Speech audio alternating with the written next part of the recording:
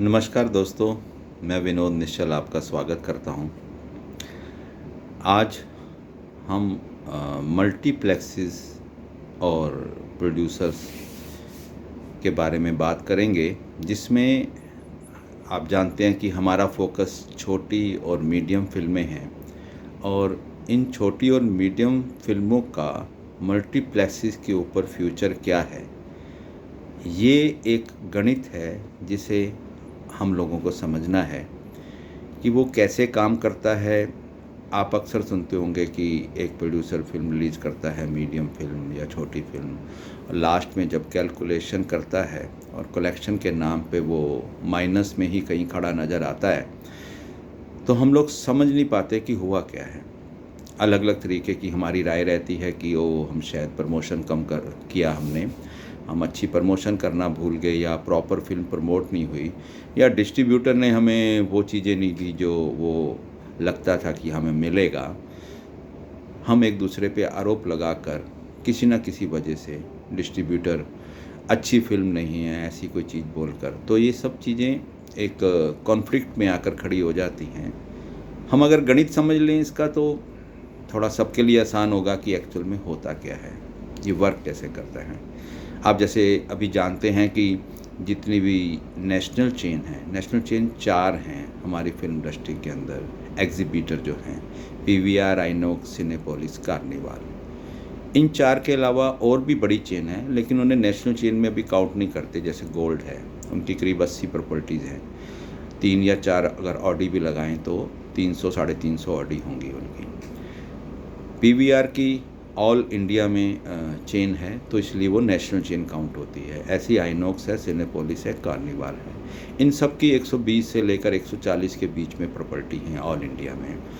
अगर हम एक प्रॉपर्टी पे 3 से अबव उनकी ऑडी होती हैं, तो एक कैलकुलेशन लें तो सभी की 400 500 400 500 स्क्रीन्स हैं। तो ये चारों की मिला के लगभग 2000 के आसपास स्क्रीन्स बनती हैं ऑल इंडिया, जिसमें साउथ के अंदर हमारी हिंदी फिल्में ज़्यादा रिलीज़ नहीं होती। मीडियम फिल्मों के वहाँ पर कोई चांसेस भी नहीं रहते। बहुत बड़ी फिल्में वहाँ पर जाती हैं, या फिर वो तमिल में डब होकर, या वो हिंदी भी वो देख लेते हैं जो बड़ी आर्टिस्ट हैं। तो अभी हम मीडियम और स्मॉल फिल्म की बात कर रहे हैं। तो वो 25% स्क्रीन वहाँ की आप हटा दो, तो 1400-1500 स्क्रीन ही नॉर्थ के अंदर बचती हैं, जिन पर ये सारा बिजनेस होता है हमारी बॉलीवुड का। अब ये एक नाराज़गी अभी जाहिर की, आपने देखा होगा कि आइनॉक्स ने एक अपना नाखुशी सी जाहिर की कि फ़िल्में ओटीटी के ऊपर अगर बड़ी फ़िल्में जाएंगी तो थिएटर्स का फ्यूचर क्या होगा। अगर हम लोग उनको अच्छी स्क्रीन्स देते हैं और हम आपस में मिलकर म्यूचुअल अंडरस्टैंडिंग पे एक बिज़नेस करते हैं, तो आज इस बुरे वक्त पर प्रोड्यूसर्स को भी हमारे साथ में रहना चाहिए। बड़ी मूवीज़ के लिए वो बात कर रहे हैं, अभी उनका कोई फोकस छोटी और मीडियम फिल्मों के लिए नहीं है। ये नाराज़गी उन लोगों की है, पर मुझे लगता है कि मीडियम और स्मॉल फिल्म वालों की नाराज़गी बहुत पहले से मल्टीप्लेक्सेस को लेकर है कि ऐसा क्या होता है कि वहाँ से हमें शोज़ नहीं मिलते और वहाँ से हमें कुछ वापस नहीं आता है। तो आज हम इस कैलकुलेशन, इस गणित को पहले समझ लें कि एक्चुअल में हमारा एक्सपेंस वहाँ होता क्या है और हमारा रिकवरी स्कोप क्या है, हमें कितने % शोज़ मिलते हैं। ये सब कैलकुलेशन अगर हम अभी करते हैं तो देखिए, इससे पहले मैं आपको ये बता देता हूँ कि जितनी भी बड़ी फ़िल्मों के लिए जो डर है नेशनल चेन का, वो ज़्यादा वाजिब नहीं है। ये वक्ती बात है। कोई भी बड़ा प्रोड्यूसर, ए लिस्टेड प्रोड्यूसर, जो 17-18 बड़े प्रोडक्शन हाउसेज़ हैं, वो कभी भी डायरेक्ट ओटीटी प्लेटफॉर्म पे नहीं जा पाएंगे। उनको बहुत लॉसेस रहेंगे। थिएटर चाहे 4 महीने में खुले, 3 महीने में खुले या 6 महीने में खुले, डिस्टेंसिंग का मामला अगर ख़त्म हो जाए और 100% ऑक्यूपेंसी के साथ थिएटर खुलें, तो 100% ओटीटी प्लेटफॉर्म की बजाय पहले थिएट्रिकल रिलीज ही होगी।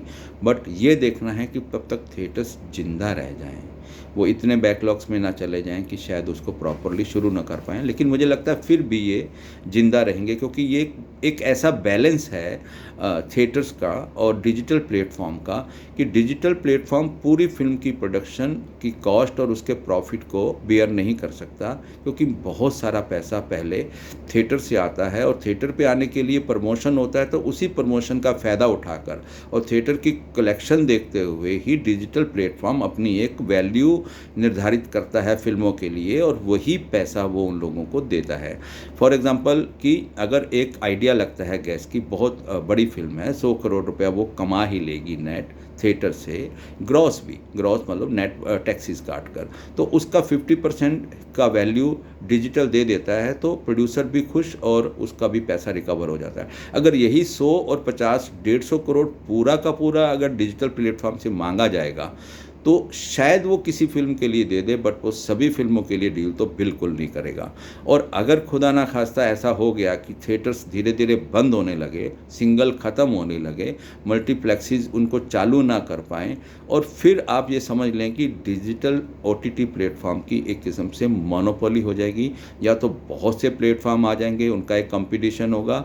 ये हमारी इंडस्ट्री का थर्ड फेस होगा। पहला था एक नेगेटिव, जब बनते थे तो नेगेटिव के ऊपर फिल्म चलती थी, रील होती थी, उन रील की उतनी रील बना ली जाती थी जितनी थिएटर्स पे लगाना है, फिर उनको चेंज कर करके वो लोग करते रहते थे। तो वो एक बिज़नेस ख़त्म हुआ आज से 20 साल पहले, जब डिजिटल एंट्री हुई UFO की, बाकी सब की। उस समय बहुत सस्ता था, रीज़नेबल था, पर धीरे धीरे जब 100% डिजिटल हो गया तो एक किस्म की मोनोपोली आज एग्जीबिटर्स की हो गई। अब ये थर्ड फेज़ में बहुत सी चीज़ें OTT की तरफ भी टर्न कर जाएंगी, इसकी संभावना है। बट थिएटर्स बंद नहीं होंगे, होने भी नहीं चाहिए, मैं बिल्कुल इस पक्ष में नहीं हूँ। ये तो बहुत बड़ा नुकसान होगा, फिर डिजिटल की मोनोपोली हो जाएगी, तो फिर आपको डिजिटल के अकॉर्डिंग ही फिल्में बनानी पड़ेंगी। फिर आप थिएटर्स के हिसाब से चीज़ों को हाइप करना, और ना वो वैल्यू आपको मिलेगी। आपका प्रोडक्शन कॉस्ट 10-20% ऐड ऑन करके आपको फिल्म दे देनी पड़ेगी। नहीं तो दूसरा ऑप्शन आपका रहेगा सब्सक्रिप्शन बेस्ड, जो OTT प्लेटफॉर्म पे होता है, और उससे आप कितनी रिकवरी करते हो, कितने ऑडियंस आते हैं, वो एक अलग तरीके का मैथ है। हम पहले सबसे अभी इस वीडियो में छोटी और मीडियम फिल्मों का स्कोप मल्टीप्लेक्सेस पे क्या है, इसे अच्छे से समझ लें। आज अगर हम एक एग्ज़ाम्पल लेते हैं, एवरेज लेते हैं, 4 ऑडी एक मल्टीप्लेक्स प्रॉपर्टी के ऊपर हैं, कोई भी, आइनॉक्स है, सिनेपोलिस है, कार्निवाल है, PVR है। अभी इन 4 को हम पकड़ते हैं और इन्हीं के खर्चों के बारे में बात करेंगे, तो शायद आपको आसान होगा समझना कि एक्चुअल में अब तक हो क्या रहा था। आप PVR या कोई भी मल्टीप्लेक्स, कोई भी चैन, मैं किसी का नाम इसलिए नहीं कि किसी को पर्टिकुलर नहीं, लेकिन सबकी कॉस्ट एक है, इसलिए मैं एक जनरल बात कर रहा हूँ। आज एक 4 OD हैं एक प्रॉपर्टी के ऊपर किसी भी नेशनल चेन की, 4 में औसतन 6 शोज़ आप दिन में काउंट कर लें, 12 बजे तक, सुबह 11 बजे से लेके 6 की ही एवरेज आएगी। 6 शोज़ का मतलब 4 OD में 24 शो हो गए। 24 शो का गणित हर हफ्ते कैसे चलता है? 24 शो एक प्रॉपर्टी पे एक के पास हैं। अब उन 24 शोज़ के अंदर एक बड़ी फिल्म अक्सर हर वीक में रहती है। कोई रेयर वीक होता है कि जब बड़ी फिल्म नहीं आती, फिर वो बहुत सारी 10, 20, 30 छोटी फिल्में आ जाती हैं, वो सब ख़राब वीक हो जाता है। एक बड़ी फिल्म आ गई तो एक बड़ी फिल्म और कोई ना कोई एक फिल्म पीछे से हिट होकर चल रही होती है, चाहे वो 2 हफ्ते पहले की हो या वो 1 हफ्ता पहले की हो, वो भी बड़ी फिल्म होती है। इन दोनों फिल्मों को मिला के 12 से 13 शोज़ तो इनके लिए ही सिक्योर किए जाते हैं 24 में से। आप पूरे आंकड़े उठा के देख सकते हैं, कैसे भी कोई भी आपको दिखाता है तो यही मिलेंगे, 12 से 13 और कई दफ़ा 14 शोज़ भी। ये प्रोड्यूसर्स, बड़े प्रोड्यूसर्स की डिमांड भी होती है कि हमें इतने शोज़ चाहिए। उनका एक ही मकसद होता है कि हर आधे घंटे, पौने घंटे में एक शो ऑन होता रहे, कभी उस ऑडी में, कभी उस ऑडी में। जैसे 11 बजे एक शो लग गया नंबर 1 ऑडी में, तो दूसरा शो 12 बजे के आसपास लग जाए, तीसरा 1 बजे, वो चलते हुए एक आधे घंटे, 1 घंटे में, ताकि कोई भी लोग लेट सवेर देर पहुँचे, अपनी टाइमिंग सहूलियत के हिसाब से जाएँ, तो उनको कभी न कभी फिल्म मिले, तो मैक्सिमम ऑडियंस उस फिल्म को देख पाते हैं। इतनी बड़ी विंडो वो चाहते हैं अपनी फिल्म को चलाने के लिए। क्योंकि एक हफ्ते का खेल है, बहुत ज़्यादा 2 हफ्ते का खेल है, तो वो उनको मैक्सिमम ऑडी कैप्चर करनी होती है। अभी सिंगल स्क्रीन की बाद में अलग बात करेंगे, वो एक एमजी सिस्टम पर बड़े प्रोड्यूसर देते हैं उन फिल्मों को, उनके लिए वो पूरा कैलकुलेशन करके कितनी ऑक्यूपेंसी हो सकती है, कितने % लोग देखेंगे, उसमें से 60 या 70% पैसे को एमजी के तौर पे वो चार्ज करने की कोशिश करते हैं। वो डिपेंड करता है थिएटर वाले पे, वो दे पाता है तो लेता है, नहीं तो वो छोटी फिल्में चलाता है। इसलिए आपको छोटी फिल्मों के लिए सिंगल थिएटर आसानी से मिल जाते हैं कई दफ़ा, जब एमजी डील उनका नहीं होता। वो बचे हुए थिएटर्स की बात हो रही है। बाकी सारे थिएटर एक एक 2-2 हफ्ते के लिए, मिनिमम 2 हफ्ते के लिए बड़ी फिल्म वाले पहले ही बुक करते हैं, और बहुत पहले भी वो उनको लॉक करके रखते हैं अगर एमजी लॉक हो जाती है तो ये हो गया सिंगल का। भी सिंगल की बात अलग होगी। अभी मल्टीप्लेक्स की बात हो रही है। आपको पास 13 से 14 शोज़ वो निकल गए, 24 में से आप आराम से समझिएगा क्या मैं कहना चाहता हूँ। 4 या 5 शो ऐसे होते हैं जो हॉलीवुड मूवीज़ के लिए ही रहते हैं। एक दो फिल्में हॉलीवुड चलती रहती हैं, उनके लिए रहते हैं।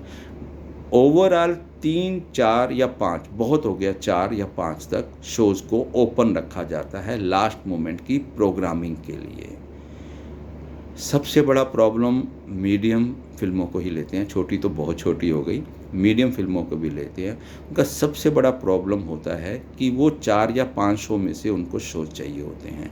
नॉर्मल प्रोग्रामिंग में शोज़ तभी मिलते हैं जब मान लो उस समय 6 मूवीज़ हैं उस वीक में, छोटी मीडियम मिलाकर, और 4 शोज़ उन्होंने बचा के रखे हैं। उनमें से जो भी 3-4 लोग ज़्यादा पैसे वाले एमजी दे देंगे, मिनिमम गारंटी दे देंगे, वो मैं क्या होती है अभी बताता हूँ। मिनिमम गारंटी दे देंगे तो बाकी बची 2 फिल्में चाहे अच्छी भी हों, उनको आउट कर दिया जाएगा, उनको शोज़ नहीं मिलेंगे, सिंगल शो भी नहीं मिलेगा। क्योंकि मल्टीप्लेक्स ही ये सोचते हैं कि इन फिल्मों में से कुछ रिकवरी नहीं होनी, ऑडियंस नहीं आने हैं, तो वो लोग क्या बोलते हैं कि हमें एश्योरेंस नहीं है आपकी फ़िल्म पर, हम नॉर्मल प्रोग्रामिंग में नहीं ले सकते। वो बताते भी नहीं हैं, आप डाउट में ही रह जाते हो, लास्ट में आपको कुछ नहीं मिलता, तो आप पहले ही समझ जाएं कि आपको कुछ नहीं मिलने वाला, तो आप उन लोगों से एक डील करने लगते हो कि हमें पीवीआर के भी 15-20 स्क्रीन दे दो, या सिनेपोलिस की 15-20 स्क्रीन दे दो, कार्निवाल की दे दो, आइनॉक्स की दे दो। तो हर एक एरिया में कोई प्राइम प्रॉपर्टी है, उनको तो वो देते ही नहीं हैं। वो प्रॉपर्टी लाख रुपए अभी मिनिमम गारंटी वीकली होती है, अभी मैं उसकी बात बताता हूँ। जनरली एमजी होती है 20 to 30%। वो लोग बोलते हैं कि भाई ऐसा है, आपको लगता है कि आपकी फ़िल्म लगनी चाहिए, तो आप पूरी हाउसफुल की कैलकुलेशन करके हमें 30% पर शो की एमजी दे दीजिए। 30 पे डील हो जाए, 25 पे हो जाए, और जैसे इन्फिनिटी मॉल अंधेरी वेस्ट में है तो उसकी तो 50% में भी जनरली मीडियम स्मॉल फिल्मों की डील नहीं हो पाती कई दफ़ा, और लोगों ने ट्राई भी किया होगा तो वो इत्तेफाक रखेंगे मेरी बात से। अभी हम क्या एक कैलकुलेशन पकड़ते हैं, 200 स्क्रीन 200 आपका सीट का एक ऑडी है, 200 रुपया टिकट पकड़ लेते हैं एवरेज, वही 40,000 रुपया, तो 12,000 रुपया 30% ऑक्यूपेंसी के हिसाब से एमजी बन गई एक शो की। आपको 7 शो वीक में दिए जाएंगे। बहुत से लोग 3 शोज़ की भी डील कर लेते हैं प्रोड्यूसर कि फ़िल्म चलेगी तो नेक्स्ट 4 वीकडे और चला देना, बट कभी भी 3 दिन एवरेज नहीं आता है तो 4 दिन के लिए वो हट जाती है संडे से। चलो आपने 7 डेज़ की एमजी को पकड़ते हैं, 3 दिन भी दे सकते हो आप। 7 डेज़ की कैलकुलेशन लेते हैं कि आपको क्या देना पड़ा और आपको मिलेगा क्या।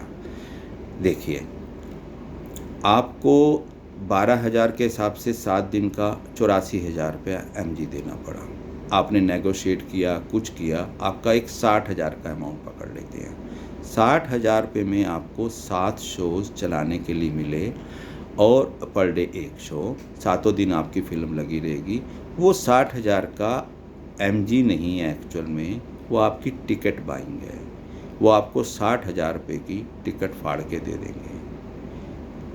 200 रुपये की टिकट है तो आप कैलकुलेट कर लें, 60,000 के हिसाब से उतनी टिकटें आपको दे दी गई। अब वो टिकटें फटने के बाद बची हुई अगर ऊपर सेल होती है तो होना तो चाहिए कि आपने मान लो 30% एमजी दी है और 30% ऑक्यूपेंसी हो गई है आपकी, तो वो एमजी वाला पूरा अमाउंट आपका होना चाहिए, और 30% जो टिकट सेल हुई है, ऑक्यूपेंसी हुई है, उसका टैक्स काट के मल्टीप्लेक्स का शेयर देके 47.5 आपका शेयर बनता है, वो आपको मिलना चाहिए। तो आपका एमजी पैसा का मतलब तो ये होता है कि आपने एमजी दिया और एमजी आपकी 30%, अगर 30 से कम ऑक्यूपेंसी रहती है तो उस पैसे में से उसको कवर किया जाए, बट आपको 30% में से ही दिया जाए।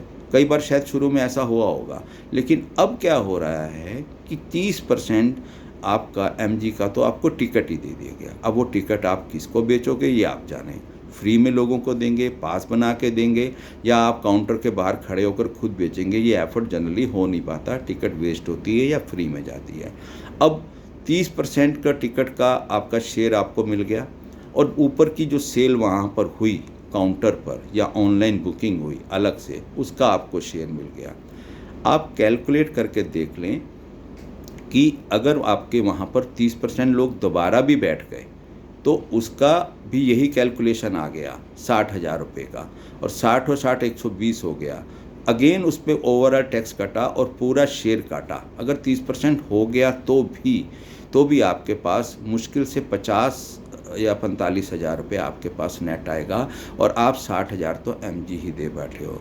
ये तब है जब आप 60,000 की टिकटें भी खरीद चुके हो और 30% लोग वहाँ पर भी आ चुके हैं। तो उस केस में भी आप 10-15 हज़ार रुपया अभी एमजी और टिकट 30% सेल के अंदर माइनस में हो। अगर ये होता कि एमजी का पैसा सिक्योरिटी ही होता और जितने परसेंट भी टिकट बिक जाती उसमें से अगर कम टिकट बिकती तो उसको एडजस्ट करके आपको उसी पैसे में से शेयर दे दिया जाता, तो एक बार को आपका एमजी अमाउंट सेफ हो जाता और 32% सेल में से आपको वापस पैसा मिल जाता।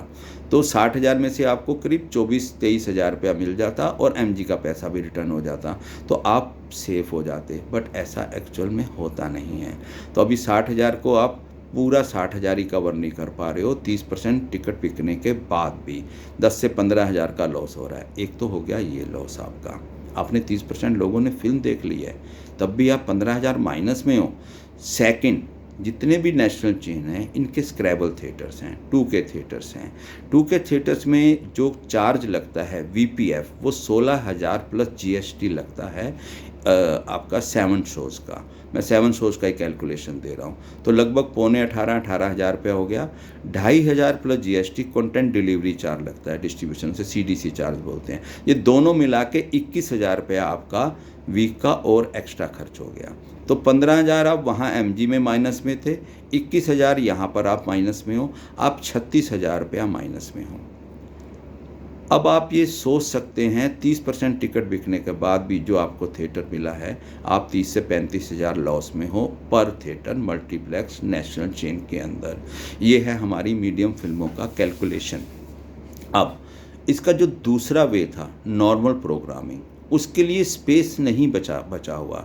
3 से 4 शोज़ बचा के रखे जाते हैं लास्ट तक, और आपको अगर चलो थोड़ी देर के लिए आपने ये दे भी दी और आपको लास्ट की मोमेंट में आपको वो मिल भी गए थिएटर्स, तो आपको तो लास्ट में ही पता चल पा रहा है कि कौन कौन सी प्रॉपर्टी आपको मिली हैं, कौन कौन सी नहीं है।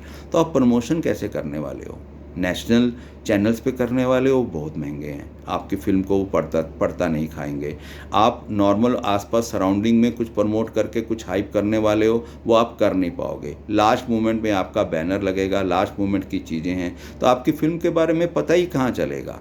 नेशनल चेन उसको अलग से भी कुछ प्रमोट करने के लिए कुछ नहीं करेगी, आपको सोशल साइट में डालती है। अगर आप 15 दिन पहले लॉक करते हो तो वो एक बेनिफिट हो गया, वैल्यू ऐड हो गया। देखिए, इसमें अगर कोई एमजी ली भी जाए तो भी मैं ये समझता हूँ कि नेशनल चेन की ये जिम्मेवारी होनी चाहिए कि वो अपने सारी प्रॉपर्टीज़ के ऊपर जहाँ वो लगाने वाली है अच्छे से उसको हाइप करे, एटलीस्ट अपनी प्रॉपर्टी पे तो करे। चाहे वो उसके अंदर थिएट्रिकल ट्रेलर चलाए, वो भी तो ऑडियंस को बढ़ाने के लिए काम कर सकती है, उसको भी तो उसमें से शेयर मिलने वाला है। बट वो उस चीज़ के ऊपर बिल्कुल नहीं जाती, उनका फोकस सिर्फ इसी के ऊपर होता है। ये 21,000 रुपये का अमाउंट, अच्छा 21,000 अमाउंट जो वीपीएफ और सीडीसी का है, इसके बारे में भी समझ लेते हैं ये कैसे लगता है। ये 7 शोज़ का फिक्स लग जाता है आपको, एक समय था जब जितने शो चलते थे बाकी रिफंड हो जाता था नेशनल चेन का, बट आज के टाइम पे नेशनल चेन का पैसा नॉन रिफंडेबल है, चाहे आपका एक भी शो ना चले।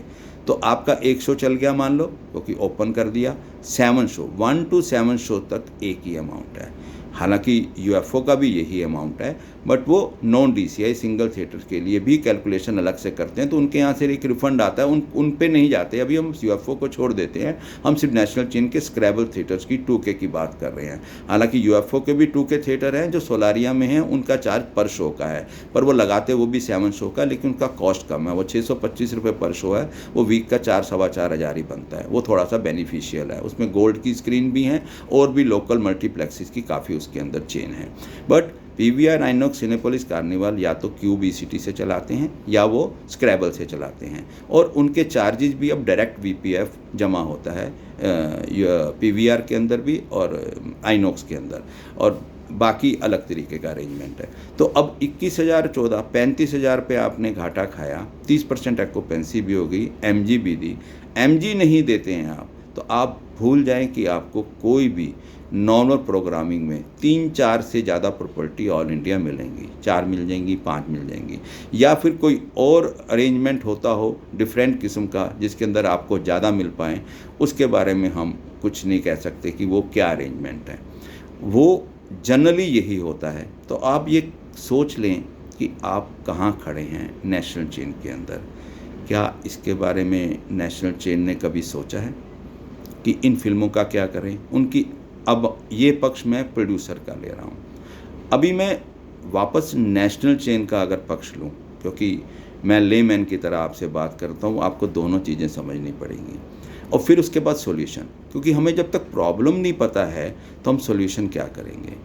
प्रॉब्लम मल्टीप्लेक्स की तरफ से क्या है, वो मीडियम फिल्में, स्मॉल फिल्मों में जब लगाते हैं मल्टीप्लेक्स में, उन्होंने इतने हैवी लीज अमाउंट्स दिए हुए हैं, उनके एक्सपेंसेस हैं, उनका फूड कोर्ट है, सब तरफ चीज़ें लगी हैं, क्लीनिंग है, 2 घंटे का एसी चलना है। उनके पास छोटी फिल्मों में जब 25, 20, 30 लोग बैठते हैं, अगर वो नॉर्मल प्रोग्रामिंग में ऐसी फिल्मों को जिसकी उम्मीद इतनी ही है बस उनको दे दें, तो वो सिर्फ घाटा ही खाने वाले हैं। तो ये प्रॉपर्टी टोटल अभी अगर छोटी फिल्मों और मीडियम फिल्मों पे ही टिक जाए तो ये बहुत जल्दी सारे के सारे थिएटर बंद हो जाएंगे, जब तक कि उन्हें 20, 25, 30 बड़ी हिट फिल्में एक साल में ना मिलें। तो वही उनका फोकस होता है, और उनकी इरिटेशन का कारण भी वही है कि कहीं बड़ी फिल्में ओटीटी प्लेटफॉर्म की तरफ चेंज ना हो जाएं। मैं आज ये कहता हूँ, छोटी हो, मीडियम हो, बड़ी फिल्में हों, ये जो कमर्शियल मल्टीप्लेक्सेस का है उसमें हम वो लोग कम से कम नॉन रिफंडेबल अमाउंट की तरीके से वीपीएफ तो चार्ज ना करें। अगर मान लो 3 शो चले हैं तो वो 2000 के हिसाब से उसको डिवाइड करके पैसा ले लें 7 डेज़ का, ताकि अगर कोई फिल्म नहीं चल पाई तो रिफ़ंड ले लें, दे दें प्रोड्यूसर को। और अगर या फिर वो एक ऐसा काम कर सकते हैं कि वो हर एक, मुझे लगता है कि आइनॉक्स, पीवीआर को एक ज्यूरी बना लेनी चाहिए। उनको वो एमजी सिस्टम के अंदर प्रोड्यूसर को नहीं लाना चाहिए, उसमें उनको एक सिंगल पैनी भी वापस नहीं आने वाली है। और अगर आपको ये लगता है कि आपके यहाँ फिल्म नहीं चलने वाली, तो ज्यूरी एक और एक्स्ट्रा मेहनत करे, एक डिपार्टमेंट बनाए, हर एक नेशनल चेन वाला, 4 ही चेन है, कि वो फिल्म को देख लें। अगर उनको लगता है कि ये 2.5 से 3, आज ए लिस्टेड फिल्में भी तो अब 2 स्टार रेटिंग में जर्नलिस्ट की आती हैं और आप उनको चलाते हैं, क्योंकि वो बड़े स्टार हैं, आपको पता है कि ऑडियंस आएंगे।